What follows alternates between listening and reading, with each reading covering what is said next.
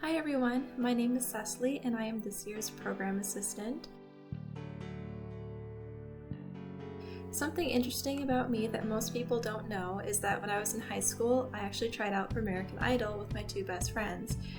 We weren't very good and we didn't make it, but we had a lot of fun doing it. If I could be any fictional character, then I would be Lucy from I Love Lucy, because even though she gets into a lot of trouble, she is one of the most passionate characters and very creative.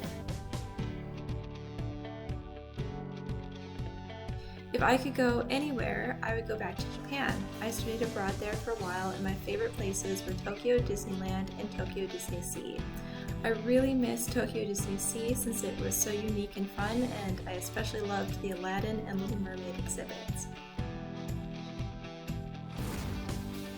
My favorite food to prepare is vegetarian chili because I don't get to make it very often, but when I do, I feel like I've really accomplished something of putting in that extra effort, and plus I love how colorful it is and it tastes great. I really look forward to getting to know you all during the Young Writers Workshop, and I will see you all on June 22nd. Take care!